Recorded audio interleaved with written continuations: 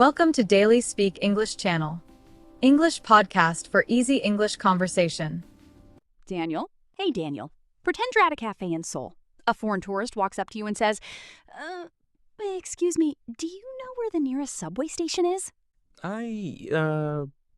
Yes? Yes? That's it? Just yes? I panicked. My brain just went completely blank, like someone turned off the lights. You've studied English for years, Daniel. I know, and in that moment, I remembered 0 words. 0. The tourist just walked away. Yeah, that's the moment. That exact moment, that's what we're talking about today. Welcome to Daily Speak English, where learning English feels less like climbing a mountain and more like having tea with a good friend. I'm Maya. And I'm Daniel. This episode is for English learners at the A2 to B1 level, beginner to lower intermediate, and especially for Korean adults who are 60 or older and thinking, is it too late for me? By the end of this episode, you'll understand why real stories, not textbooks, are the fastest way in. You'll know how to start speaking even when your brain freezes. You'll learn 4 to 6 powerful words you can use tomorrow. And you'll get a simple method, we're going to give it a name later, that completely changes the way you practice. Stay with us. It's worth it. Okay, Daniel, first truth, and this one might surprise people. Hit me. The reason most adults over 60 struggle with English, it's not their memory, it's not their age, it's that they've been practicing the wrong thing. What do you mean the wrong thing? They practice English, but they don't practice using English. There's a difference. Oh, that's real. It's like practicing how to hold chopsticks, but never actually eating with them. That's a very good image.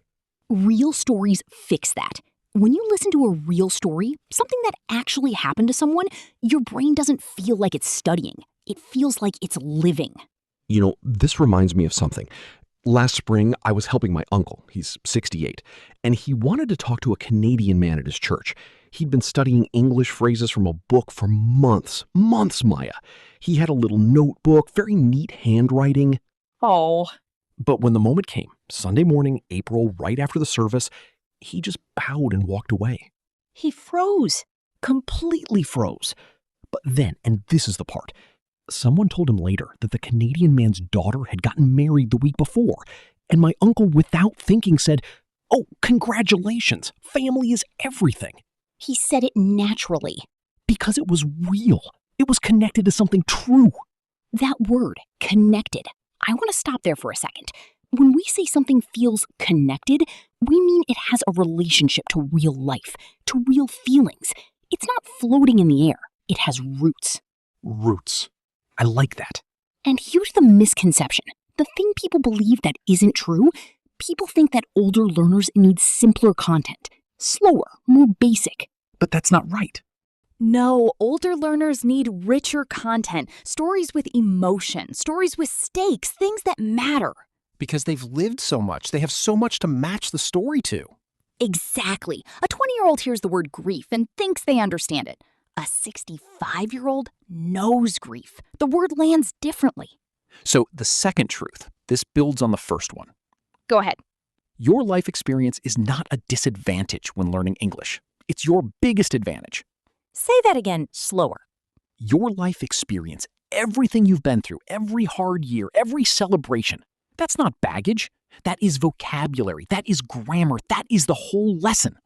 Okay, I want to introduce a word here. Resilience. Resilience.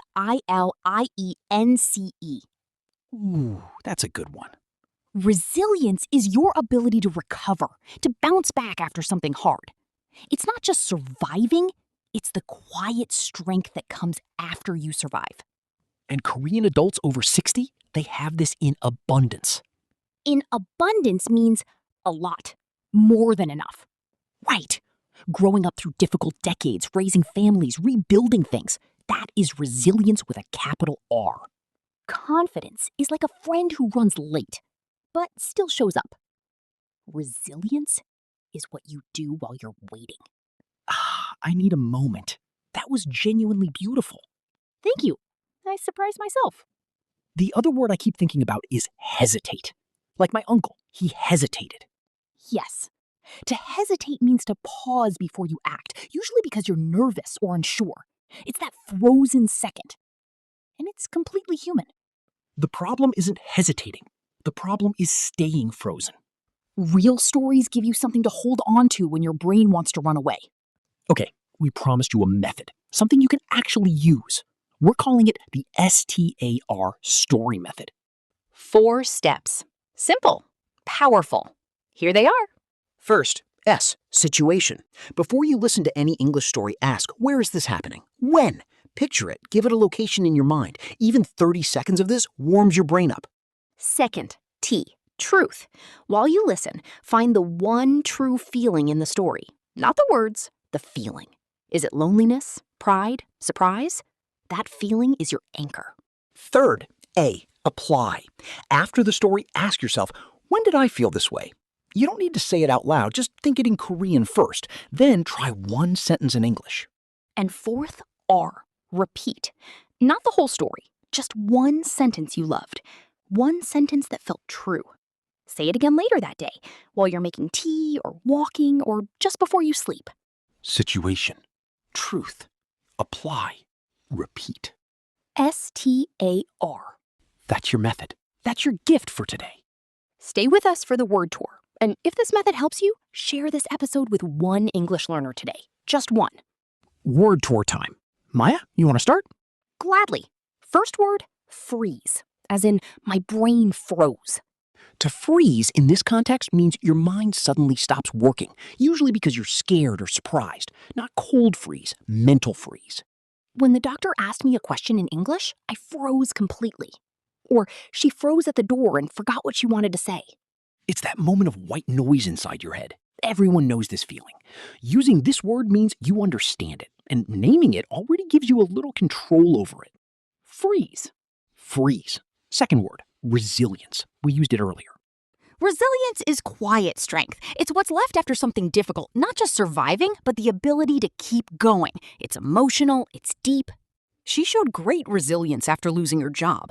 Or learning a new language at 60 takes real resilience.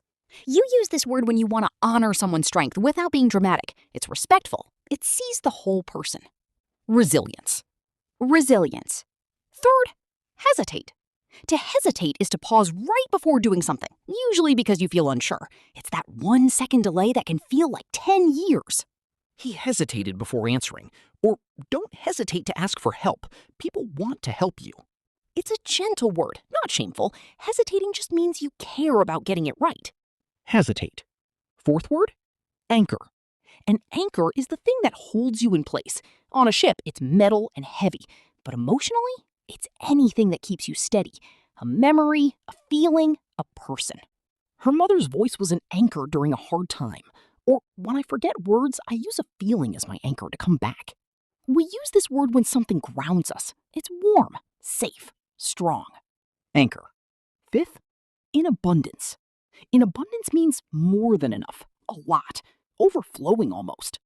This garden grows vegetables in abundance, or Korean grandparents give love in abundance. You hear this word in grateful situations. When someone has been given so much, wisdom, love, courage, you say they have it in abundance. It's a compliment with weight. In abundance. Sixth word, stakes, as in stories with stakes. Stakes means what is at risk, what matters. If something has high stakes, it means a lot depends on the result. This job interview has high stakes. She really needs this job. Or learning English had real stakes for him. His grandchildren only speak English. We use stakes when something genuinely matters. Not drama, reality. When you say the stakes are high, people understand something important is on the line. Stakes. Seventh, match, as in matching a story to your own life. To match means to connect two things because they are similar or related, like matching socks, except with feelings. I tried to match the English word to something I already knew. Or her story matched exactly what I felt when I retired. This is a B1 word, but feels very natural. You use it when two things belong together. Match. Eighth, baggage. Baggage literally means luggage, bags you carry when you travel, but we also use it to mean emotional weight, past experiences that make things harder. He came to the new job with a lot of baggage from his last one. Or your life experience isn't baggage, it's wisdom. This word has a slightly heavy feeling, but in this episode, we flipped it. Baggage can become a resource if you see it differently. Baggage. So here's the one thing to remember from today. Your lived experience is not an obstacle to learning English. It is the engine. We'd love to hear from you. In the comments, tell us one English word or phrase that made you freeze. Just one. Let's make a list together. Because you are not alone in that frozen moment. Thank you for being here. I'm Daniel. And I'm Maya. This is Daily Speak English, and we'll see you next time when we talk about the one surprising place Korean adults are already speaking better English than they think. It might involve grandchildren. It definitely involves grandchildren.